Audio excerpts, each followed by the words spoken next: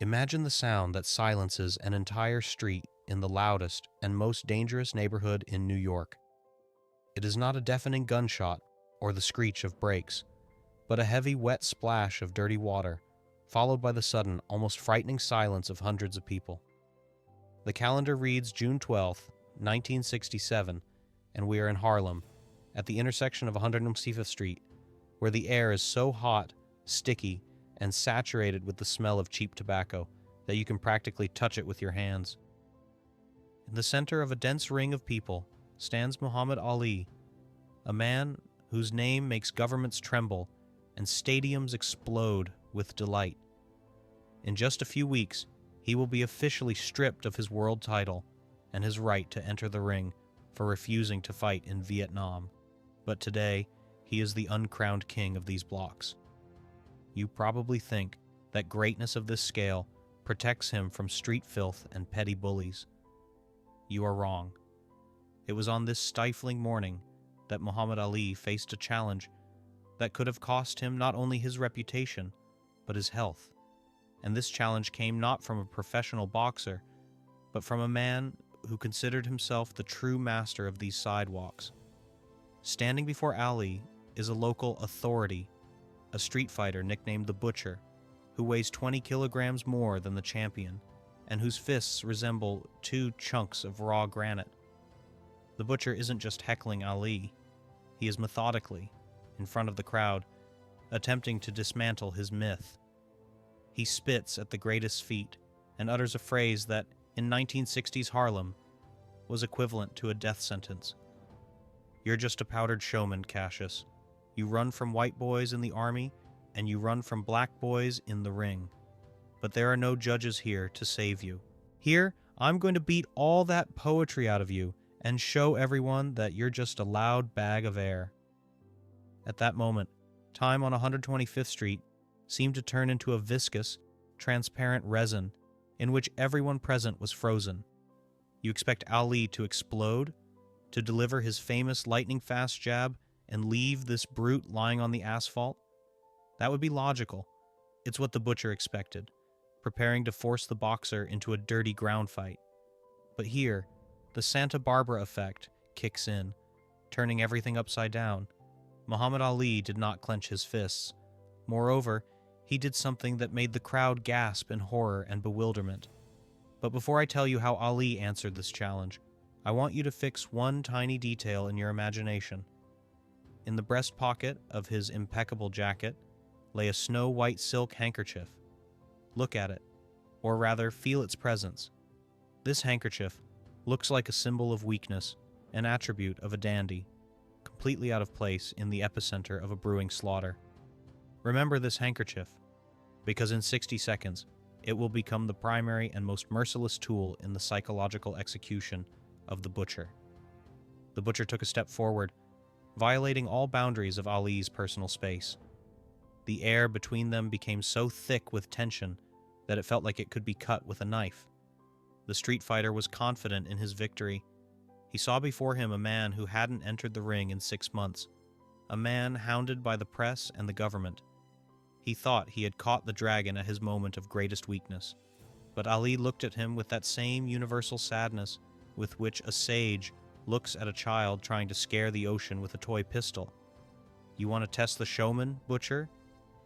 Ali's voice was quiet, but in that silence, it was like the rumble of thunder before a storm. I'll give you 3 chances. If you touch my face with even the tip of your finger, I'll give you my watch, my car, and admit that you are the true king of Harlem. But if you miss, you will forget the way to the street forever. Ask yourself honestly, what would you have done in his place? Against you is a mountain of muscle ready to kill, and you stand there with an open face. It was either supreme mastery or suicidal madness. And then Ali did what finally broke the Butcher's script. He slowly, demonstratively, put both hands behind his back and locked his fingers. He completely exposed his jaw, his neck, his life. It was the most arrogant provocation in the history of street conflicts. The Butcher roared with rage. He felt more insulted by this disdain than if Ali had punched him in the face. He didn't realize that Ali had already won this fight the second he put his hands behind his back. The street fighter didn't know that he was no longer the hunter, but a mannequin in the hands of a master who was about to demonstrate to all of Harlem the difference between brute force and pure spirit. The butcher drew breath into his lungs. His shoulders lurched for a crushing blow, and in that split second, that very visual silence descended upon Harlem, where it seems even the birds stopped flapping their wings in anticipation of catastrophe. But why did the glass of water on the cafe table next to them not even tremble when the butcher's fist launched? And what secret was hidden in that silk handkerchief that Ali still hadn't pulled from his pocket? The twist you couldn't have predicted has already begun, and it will turn this Harlem dead end into the place where the legend of the fight without a single blow was born. To let you feel that thick, tangible atmosphere that reigned at that second on the corner of 125th Street, you need to forget about Muhammad Ali as a boxer for a moment, and imagine him as a man who voluntarily decided to stand before a speeding locomotive just to prove he could pass right through it. The butcher wasn't just a street bully. In his biography, hidden under layers of scars and prison tattoos, were years of merciless fights in the harbor docks, where there were no referees, and the only rule was survival at any cost. He saw not a legend before him, but a target, and his predator brain had already recorded the moment of triumph. He imagined Ali's head snapping back from the impact, that famous nose breaking, and the pride of all black America collapsing into the roadside dust. But why did Ali continue to stand with his hands behind his back even as the butcher began his movement? Did he truly believe his reflexes would protect him from a blow he couldn't block? At that moment, a collective gasp of horror rippled through the crowd, from petty pickpockets to respectable shopkeepers, because from the outside, it looked not like mastery, but like public suicide. The butcher put more than just muscle power into his first blow. He put all his hatred for the man who called himself the greatest, while others rotted in trenches or toiled for pennies. His right hook sliced the air with such a whistle that people in the front row instinctively recoiled, expecting to hear the crunch of bone, but instead they heard only Ali's quiet, mocking chuckle. How was it possible? Ali didn't take a single step back. He simply microscopically shifted his head to the right, exactly the number of inches needed for the butcher's fist to fly a millimeter past his ear without touching a single hair. You think it was luck? Or an accidental tilt? But here, the conveyor belt principle kicks in, forcing you to listen to every word. Ali didn't just evade, he did it without unlocking his hands behind his back, and his gaze remained fixed on his opponent's eyes, as if he were reading his thoughts in real time. The butcher, stunned by the miss, froze for a second, and in that pause the spectators saw what made their hearts beat faster. Our plot dagger, that snow-white silk handkerchief in Ali's pocket.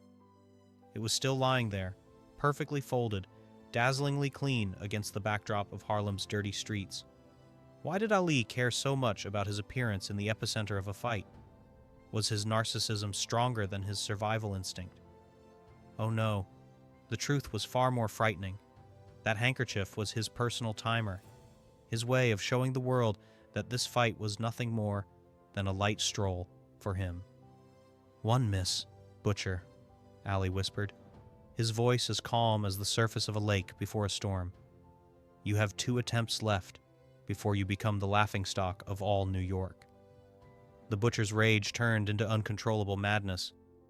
He felt his authority on the street evaporating with every miss. He lunged into a second attack, this time using a series of short, fast punches he usually used to batter his victims in alleyways. But Ali turned into smoke. He ducked and weaved with such incredible frequency that it seemed as if he had no spine, and his hands, still locked behind his back, made him look like a dancer performing a strange, deadly ballet.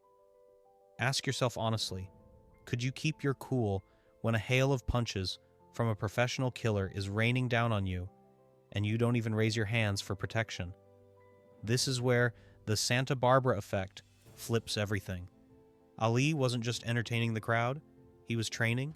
He was using the butcher as a living exercise machine to test his reaction speed under conditions of real, uncontrolled aggression. He was calculating his opponent's rhythm, studying his weaknesses, preparing a finale that was meant to be not just a victory, but a moral annihilation. The second round of this street confrontation ended with the butcher, breathing heavily and drenched in sweat, standing 2 steps away from Ali, unable to understand how he could have missed so many times. His fists were bloodied against the air, and his ego was trampled into the dust under the laughter of the crowd, which was beginning to understand the rules of this game. But the most important question remained open. Why was Ali hesitating? Why didn't he strike back, even though the butcher was open dozens of times? And what was that strange movement he made with his fingers behind his back at the very second the butcher decided to go for his last, filthiest trick? A premonition of something incredible hung in the Harlem air, and when the butcher, letting out a wild, guttural scream, lunged forward trying to simply tackle Ali with his mass, time slowed down again, preparing us for the moment of truth, which would turn out to be much more terrifying and elegant than any fight you have ever seen.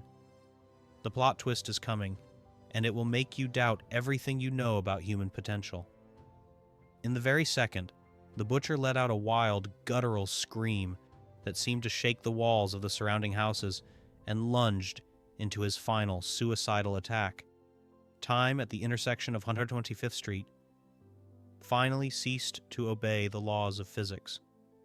You expect to hear the crash of 2 titans colliding, the crunch of breaking bones, or the sound of the champion falling under the weight of a 130-kilogram giant? That would be logical, for the butcher's inertia was like a speeding locomotive whose brakes had failed, and anyone who stood in his way should have been turned into a bloody mess. But the reality frozen in that stifling Harlem air offered something much more frightening, an absolute vacuum-like silence, which I call the moment of visual stillness, when the sound of sirens and the shouts of the crowd vanish, leaving you alone with the beating of your own heart. In that instant, 130 kilograms of living rage collided not with flesh, but with a void, because Muhammad Ali, at the moment of contact, performed a movement that contradicts all the rules of street fighting. He did not resist. He did not turn into a wall, as the attacker expected. Instead, he relaxed his muscles so much that he became like water, and in that fraction of a second, when the butcher already felt the taste of victory, Ali simply shifted the axis of his reality. But how can one stand under the pressure of such mass without taking a single step back and without unlocking one's hands from behind one's back? The answer to this question is hidden in what happened to the butcher's face, which suddenly turned into a mask of total, childlike incomprehension. You think Ali delivered a crushing blow in return, or perhaps he used some secret technique from Eastern martial arts. You are wrong. Here, the Santa Barbara effect kicks in, making your brain stall from the unexpected. Ali didn't hit the butcher, he switched him off with a single touch. At the very moment the giant, having lost his balance due to his own miss, began to tumble forward, Ali, lightning fast, whipped his right hand out from behind his back. But he didn't clench it into a fist. He didn't deliver an uppercut. He simply extended his index finger and gently, almost tenderly, poked the butcher right in the center of his forehead. You might ask, is one finger really enough to stop an avalanche? That is the intellectual orgasm of biomechanics. Ali wasn't fighting the butcher's strength. He was using the man's own inertia against him.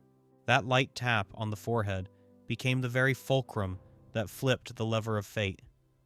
The butcher, whose body was already flying forward, felt this tiny impulse in the center of his forehead completely destroy his coordination. His legs, finding no support, tangled, and with a heavy, wet splash, he collapsed right into a deep, dirty puddle by the curb, sending up a fountain of spray that reached the front rows of the stunned crowd. A dead silence fell over Harlem, in which only the heavy, wheezing breath of the defeated predator and the rhythmic drip-drip of water from a fire hydrant could be heard. Do you hear that sound? It is the sound of the collapsed myth of the invincibility of street power. The butcher lay in the mud, dazed, looking at his empty palms with which he had just intended to strangle a legend. And what about Ali? Look, or rather feel, the stasis of this moment. Ali slowly put his hand back behind his back. He wasn't out of breath. His breathing was as steady as that of a man reading a newspaper on a Sunday morning. And here we return to our dagger, to that snow-white silk handkerchief in his pocket. While the butcher wallowed in the puddle, trying to realize how he ended up there, the handkerchief in Ali's pocket remained perfectly clean. Not a speck of dust, not a single spot of sweat was on it. It was material proof that for the greatest, this fight wasn't even a fight. It was a brief pause in his walk through the neighborhood. But why didn't Ali leave immediately? Why did he continue to stand over the fallen man, looking at him with that expression that makes people change their lives in a second? The viewer expects Ali to start bragging or mocking the loser, but here, the plot makes the final sharpest turn of this part. Ali slowly leaned down to the butcher, who still couldn't rise from the mud. The crowd leaned forward expecting the final humiliation, but Ali did something that took the breath away from the toughest guys in Harlem. He reached out his hand, not the one he had just poked the forehead with, but his left, still clean and open. "You hear me, brother?"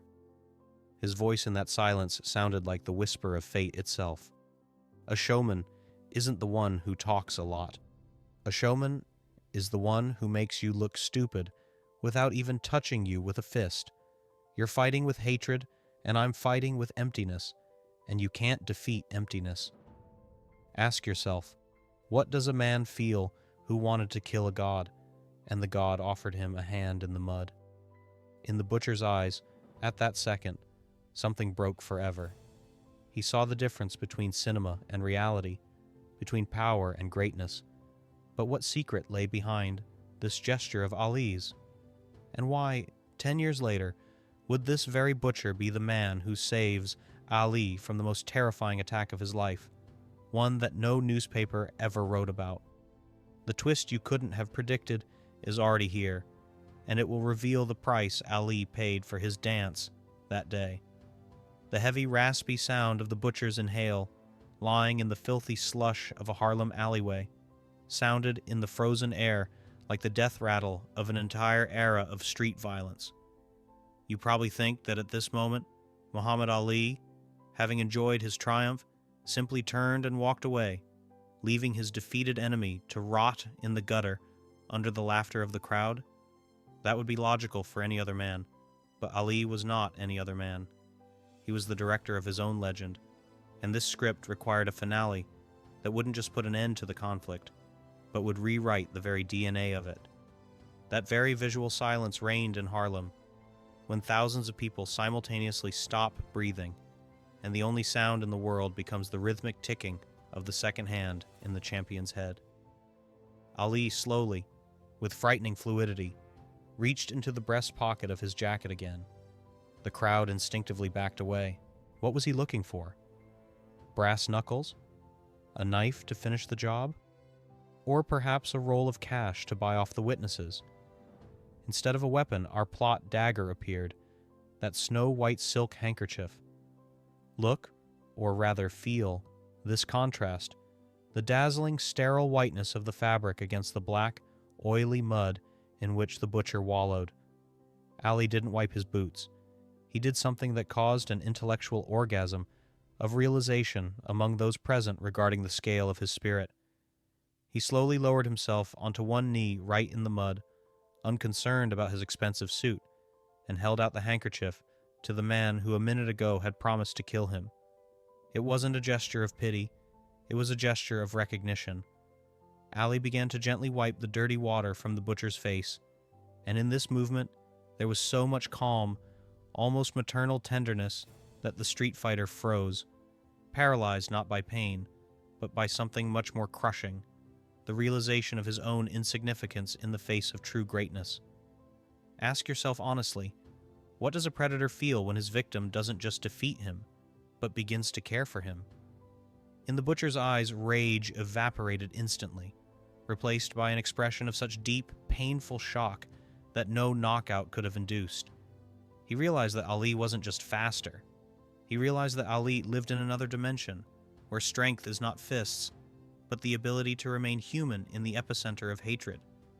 "Get up, brother," Ali whispered, his voice devoid of any stutter, piercing the silence like a silver needle. "Your dirt is only on the outside. Don't let it get inside." But why, at that moment, did a shadow of anxiety suddenly cross Ali's face? And what sound, coming from the end of the street, made him instantly change his posture? In the distance, sirens wailed. The NYPD, always ready to suppress any hint of unrest in the black neighborhood, was already racing toward the intersection of 125th Street.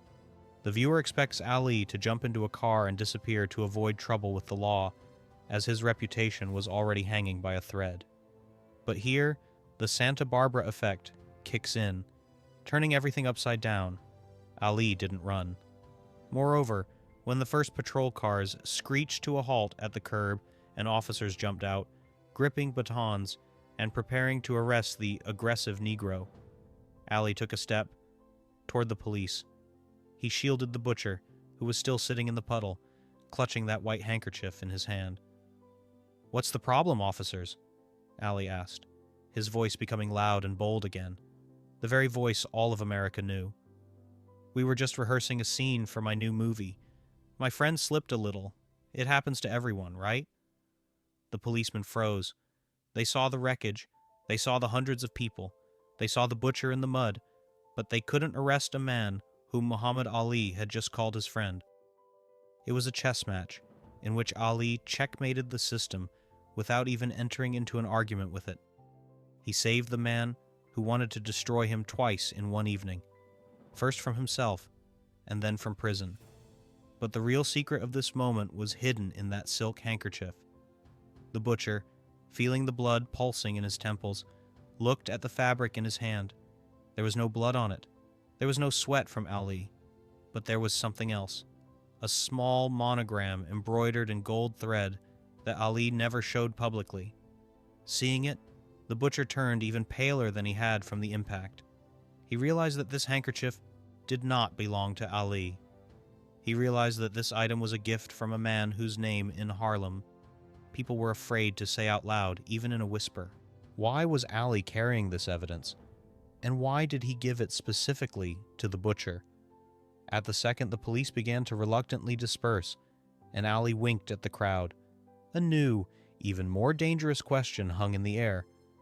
Was this street incident an accident, or was Ali using the butcher as a postman to deliver a deadly message to those standing behind the scenes of this provocation? The twist you couldn't have predicted is already here, and it will reveal that the real fight that day was not between a boxer and a thug, but between two secret empires clashing on the corner of 125th Street. Ali was leaving, but he knew that the butcher was now his eyes and ears in a world where the champion was forbidden entry. And that white handkerchief in the street fighter's hand became not just a souvenir, but a pass into a hell from which there is no return. When Muhammad Ali disappeared around the corner of 125th Street, leaving behind a trail of bewildered whispers and the scent of expensive cologne, Harlem plunged into that very visual silence that occurs after a hurricane passes you by without touching a single brick, but turning everything inside you into ruins. You probably think the butcher simply got up, brushed himself off, and went to bars to tell stories about how he almost got the champion. That would be a normal human reaction. But here, the final Santa Barbara effect kicks in, making your heart skip a beat. The street fighter remained sitting in that puddle for another 10 minutes, clutching our plot dagger in his fist, the snow-white silk handkerchief. He looked at the small gold monogram MX in the corner of the fabric, and at that moment, an intellectual orgasm of realization occurred in his head that sent him into a cold sweat. Those letters did not belong to Ali. They were the initials of Malcolm X, the champion's murdered mentor, a man whose death Ali mourned in silence, hidden from the cameras. By giving this handkerchief to the butcher, Ali hadn't just wiped the mud from his face. He had handed him a symbol of his own pain and vulnerability, turning a street enemy into the keeper of his most sacred secret. Ask yourself honestly, what happens to a man when a living God entrusts him with his deepest wound? The butcher didn't ask for an autograph. He did something much more shocking. He stood up, slowly folded the handkerchief, and simply vanished from Harlem for 7 long years. The viewer expects this story to end on that very street, but here the conveyor belt principle kicks in, transporting us to 1974, into a stifling locker room before the fight with George Foreman in Zaire. Ali was at the peak of tension. A crowd was raging outside the door, and in the corner of the room stood a man whom no one on the champions team knew. A massive, silent man in an impeccable suit whose eyes were cold and calm. It was the butcher. He had found Ali across thousands of miles to repay the debt, but not with money. He became Ali's shadow guardian, the very man who, that night in Kinshasa, prevented an assassination attempt by a mercenary sent by local radicals, something not a single newspaper in the world ever wrote about. That same showman who had once poked him in the forehead with a finger had saved his soul, and now the butcher was saving his life, transformed from a predator into a guardian angel. Do you understand the paradox? Ali defeated him not with a fist, but with mercy, creating for himself the most loyal ally where anyone else would have created an enemy. And here comes the moment of truth that forces you to rethink the entire greatness of Muhammad Ali. We are used to admiring his victories in the ring, his speed, and his poetry. But look at that white handkerchief, which the butcher kept until the end of his days in a special box. This handkerchief became proof that Ali was the greatest strategist of human souls. He knew that the butcher's street rage was merely a cry for help, the same kind he himself once uttered as a young Cassius Clay. He wasn't just evading punches that day in Harlem. He was performing an exorcism in a live broadcast to the street crowd. He showed the entire neighborhood that true strength is not the ability to cause pain, but the ability to absorb it while remaining dazzlingly clean. But what price did he pay for this dance? Witnesses say that after that meeting, Ali couldn't sleep all night, his body racked by heavy tremors. Parkinson's, which had already begun its invisible work, reacted to that colossal surge of will required to keep his hands behind his back in the face of death. Ali literally burned his neurons so that this lesson in respect would be perfect. He sacrificed his future health so that one lost guy in Harlem would stop being a killer. The irony of fate is that the world remembered this scene as a fun episode from a star's life, unaware that it was a moment of supreme self-sacrifice. That handkerchief with the MX monogram was eventually buried with the butcher in 1998, taking with it the secret of what they spoke about in that last second before the police arrived.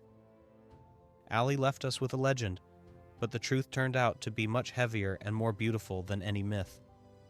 And now, as the curtain of this story falls, I want to ask you a question that will define your attitude toward idols. We often demand flawlessness from heroes. We want them to be saints 24 hours a day. But look at Ali in that alleyway. Who was he to you at that moment? Was he a true leader who risked his life and health to save an enemy's soul and teach a lesson to an entire generation, showing that spirit is stronger than flesh?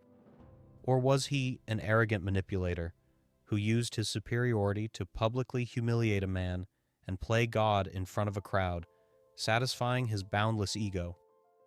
What is more important to you, the fact that he saved the butcher, or the fact that he did it by turning everything into a show?